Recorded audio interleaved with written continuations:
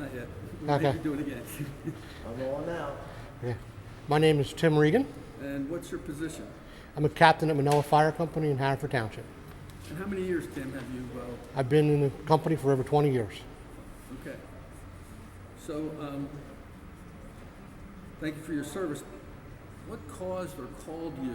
What reason did you become a firefighter? I chose to join Manoa Fire Company because my father was a member, my mother was a member years ago, and my father went back after not being a member in the late 90s, and he kind of encouraged me to join with him, and that's when I decided to become a member. So I'm following the family. And what year was your mother a firefighter? She was actually an EMT Okay. back in the early 70s, Wow. so back when I was a baby. Okay. So, So it's in the blood. yes. I actually met my wife at the firehouse. You met your wife? Yep. Okay. Was she a firefighter? She was a firefighter, and she was, after we had children, she had to stay home when I was able to continue, and hopefully, as our daughter gets older, she'll be able to rejoin. So, what was your most memorable or impactful experience as a firefighter?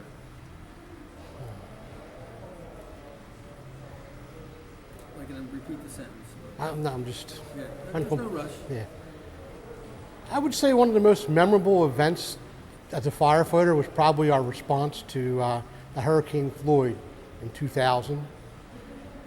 That and when the camaraderie after the events of 2001. So they're probably the two biggest moments in the firehouse that stick in my mind all the time. What happened in Floyd?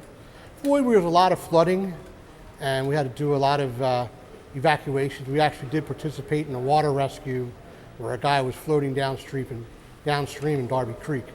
So we had to go out and actually rescue him, and I was involved in that. Uh-huh. So you had to get into the creek? I was one of the lucky ones. I did not have to get wet, but I was on the bank hoping to make sure the guys didn't get swept away. Okay. How do you feel about this recognition that you received tonight, or you know, the Well, I'm very happy that they are now recognizing us for our efforts because, as you know, we are 100% volunteer. And sometimes it doesn't feel that the community realizes that we are doing this out of the goodness of our hearts. now you're a captain, right? Yes. Okay. So how do you get to be a captain in a fire? I became a captain because I've been working hard. I attend a lot of drills. I work well with others. I'm a good teacher of teaching our younger members how to do things. And I've also spent the time to acquire the classes necessary to be competent in that aspect, as long as being good in the skills of being a firefighter.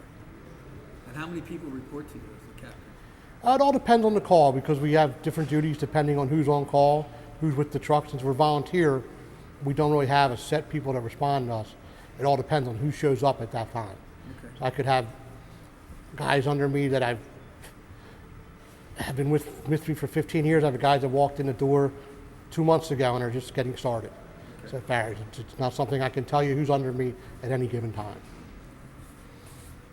So, what would you tell someone who was young, male or female, why to join a fire company? If I had to tell someone why to join the fire company when they were young, you get a sense of belonging, you get a sense of camaraderie, a sense of brotherhood. You're with people that are there for the same reason you're there, to serve and to be a firefighter. And it's a lot of work, but it also is a lot of fun. You meet friends for your life that you're going to be friends with forever. You know, the guys that I'm still with that are still around today, even the guys that are no longer firefighters, I still are friendly with, and I still can count on to have my back. Anything else, Mike? So being out there, do you see a need for new young blood and things like that, new blood? Do you see a need for new people?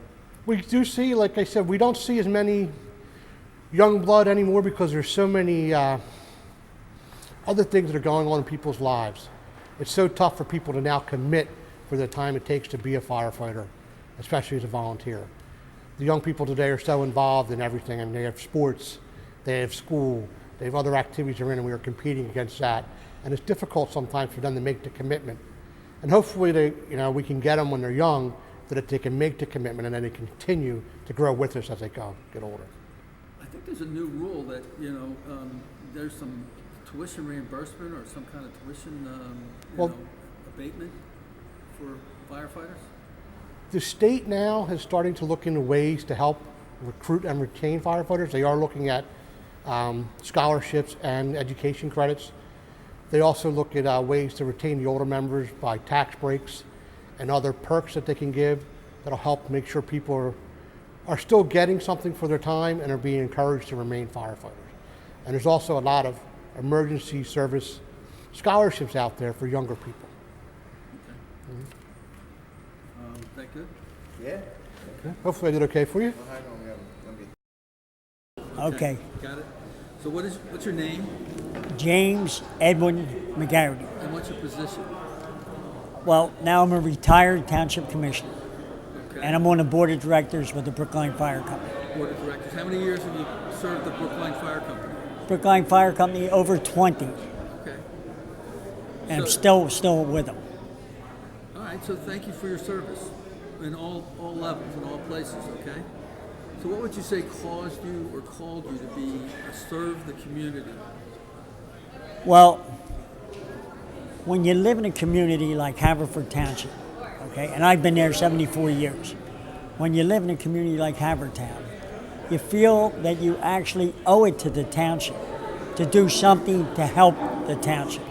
And basically, that's one of the reasons why I got involved with Wilton Bunsen politics years ago. And then when Wilt left, I took over as commissioner for 28 years. Now Connor Quinn has replaced me. And basically, I did it because I had an opportunity to go a lot higher and make a lot more money. But I wanted to stay in Havertown because that's the place I grew up. And Havertown, at that time, just like I believe today, is a darn good community to live in. But it also takes a lot of volunteerism. It takes people to come in and get involved, and especially the younger people. They've got to get involved. They've got to do something. Whether you go to Brookline or Manoa or Oakmont, doesn't matter what fire company, go get involved. You'll meet a lot of good friends. You'll enjoy what you're doing, and that may be your one thing. I enjoyed politics. That's the thing I enjoyed. But there's a lot of things that other young people can do. They can get involved. The Grange Estate. My wife is the president of the Grange Estate. And if you like things that are history, that's where you go, for the Grange Estate or the Historical Society. Got it. Why did you want to help the fire company when you got involved with Brookline Fire Company? Why did you want to help them? Well, because I got to know a lot of the members. I got to know Johnny Viola very well because Johnny was, of course, a cop and a police officer. And basically, I saw a lot of good in what John did, and I saw that he was involved with the fire company. And I wanted to get involved because I want to be involved with people that care. Okay. So what about this recognition? How's that feel? Well, my wife deserves as much as I'm getting out of this That's because, always the way it is. yeah, I think it's great because of the fact that it makes you feel good. It makes you feel like, well, all those years and all those times that you put things into, it really, it's heartwarming that people appreciate what you've done. The fact that you've done, and you learn a lot. Just like, I hear people, you'd be surprised how many people turn around and say, oh, well, our firemen are paid. They're not paid. They're not paid. They're dedicated individuals, the same as you and me. You want to get involved. You want to help the community. You want it to be a good community. That's what it's really all about. It's not always about the dollar bills. Sure. Now, is there anything memorable that you did for the fire company that you remember that said this was really important and we got it done? Any kind of act or legislation? We see on the board of directors, you come up with a lot of those ideas, but it's not just you. I would say that we came up with a lot of good ideas and presented them with John, and it's not a matter of one individual coming up with the ideas, it's a matter of the whole group coming up and then looking at it closely and then coming up with what you want to do. Okay. So I can't say that I did anything as far as the fire company. I know other things I could take credit for, but not that. Okay. And then what about someone that was a young person, someone that's your grandchild or somebody that's a teenager? What would you say to them why they should join the Haverford Township Fire Companies? Well, first of all, the people that are involved there, no matter who it is, man, woman, no matter who it is, young, old, you're going to meet a lot of good people. You're going to meet a lot of people who care, and you're going to meet people who you can go to and ask them their advice, and they will give you good advice. That's what I would tell them. Okay. Is there a need for more firefighters? Yes, yes. There's always a shortage of firefighters, no matter what company you're with. We can always use more because, you know, it's not just a matter of, like Jim McGarry saying, oh, I'm on the board of directors. What's that entail? Well, when Johnny calls a special meeting or we have our monthly meetings, that's what it entails. And it could be the 100th anniversary. And you got to do this and do that, and all we got to get together. You got to pitch in, you got to raise money, and all those things. So there's a lot that it entails, okay? Yep. But you're doing it. You know, I have to say this: it's not only you're doing it for the fire company, you're doing it for your own self-satisfaction that you accomplished something, and you're helping to keep that fire company going. Because I don't know what would happen if Brookline went out of business, or Lanark, or Oakmont. I mean, there would be a shortage there, no doubt about it. Okay. So Jim, I'm going to. Okay. So sentences. Please state your name, My name is David McKinney. position, I'm a former chief of the Lanark Fire Company, and how many years you've been in the fire service. 51 years. Thank you. Did you receive a recognition today, or you just? No, I now live in Westchester, so I like to attend these things because my heart's still with the Haverford Township Bureau of Fire. Okay, great. Now, in those years as chief, what kind of things did you implement that created change in the fire company? While I was chief, I continued Lanark Fire Company's strong activity with communities. With community, we did a lot of fire safety education in the schools and other activities throughout our district. Okay. And did you successfully bring kids and young people into the fire company? I mean, what that effort for getting? How do you suggest that effort be implemented today? Or When I was chief, we really didn't have a lot of trouble getting members into the fire companies. We had a lot of people come in because they already had family in the fire company. So Okay. recruitment really wasn't that hard back then, but things have changed a lot since my time. so, what would you say made you want to become a fire person? What was your call? What was your My dad was a volunteer firefighter at Highland Park Fire Company in Upper Darby. Okay. So, this is the family. Yes. What was your most memorable or traumatic experience as a firefighter? What impacted you the most?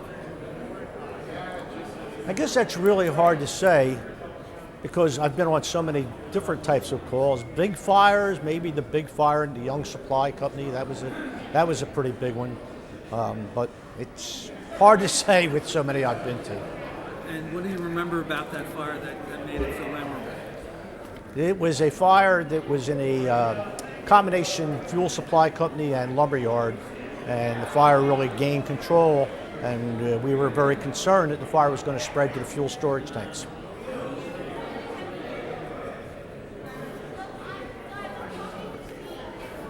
Now, why should someone young, I think I already asked this, but I'm going to ask it again, why should somebody young join the fire company today? I think it's important for young people to get involved with the fire company. It gives you a sense of belonging. It certainly helps mature you. You certainly learn a lot about yourself and a lot about other people, and it's very rewarding giving back to the community. Fire companies change for youth too, right? So there's women now. What about women? How would you invite them to the fire company? We are welcoming women into the fire service. We are an equal opportunity employer. Okay. There's also some kind of new tuition rebate abatement or tuition reimbursement type of scholarships that are going on? Is that something that should be good for youth to get involved? Sure, I'm really not familiar with all that's going on right now, Okay. but that certainly would be an incentive. Okay. Anything else, Mike? No, I think we got it. I think so. The sound is okay. I was fortunate that I did this for a career too. Yeah. So, I got the spelling wrong, so you can. Okay. My name is Andrew Cowell. Talk to Dan. I am past assistant chief of Manila Fire Company. Spent 23 years as a member there, and currently serve as the chair of the Recruitment and Retention Committee for the Haverford Township Bureau of Fire.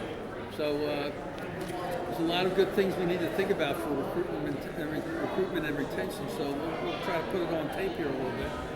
So what was the reason that you started as a fireman? What called you to become a fireman?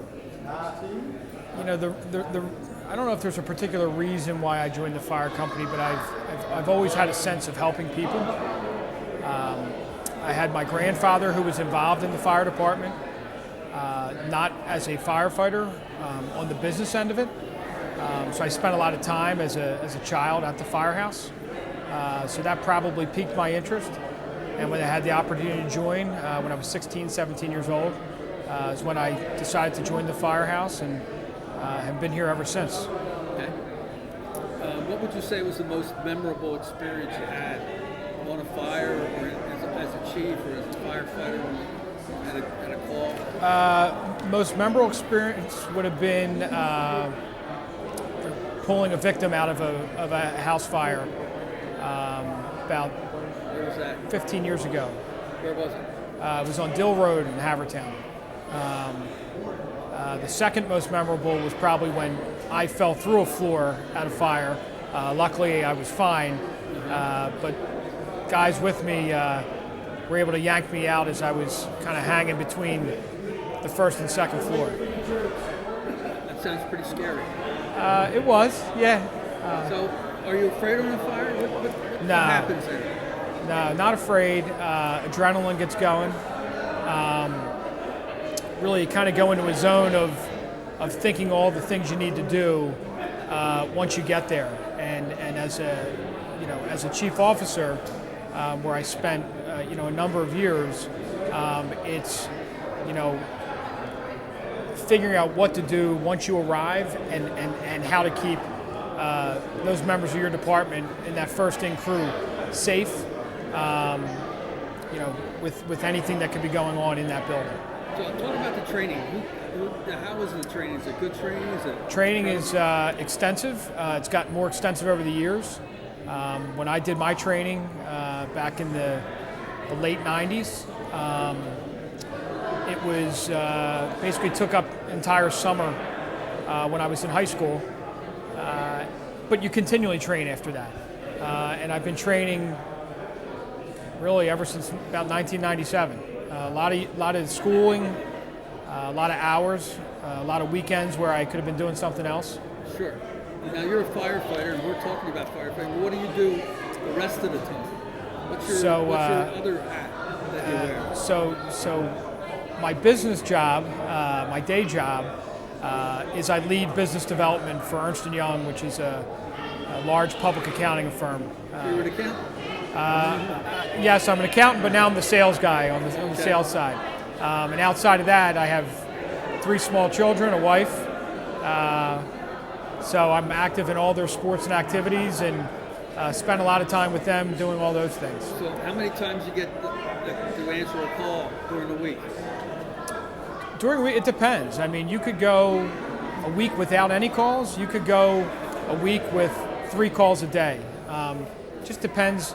A lot of times the winter time tends to be a little bit busier, but you never know. I mean, you really never know. We have some really busy times a year, and you can have, particularly when there's storms and things like that going on.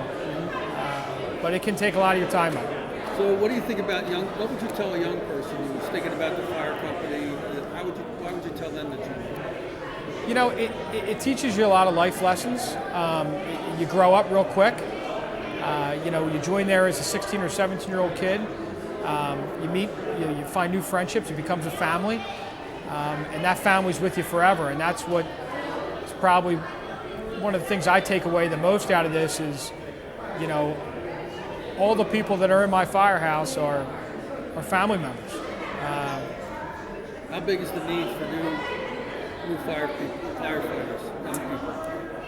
It's a crisis. I mean, we need new firefighters. You can never have too many. Nationally, it's a crisis. In the state of Pennsylvania, it's a crisis, and Pennsylvania holds the most volunteer firefighters in the country, and it's a problem. And we need to do something to combat it, and that's why we do a lot of things we do in our recruitment and retention committee. Is it a crisis in Havertown? We're getting close. I wouldn't say it's a crisis yet, but with our mutual aid and having 5 fire companies in there, I would not say it's a crisis, but we're all hurting. We could all use new members. Anything else, Mike? We're good. Great.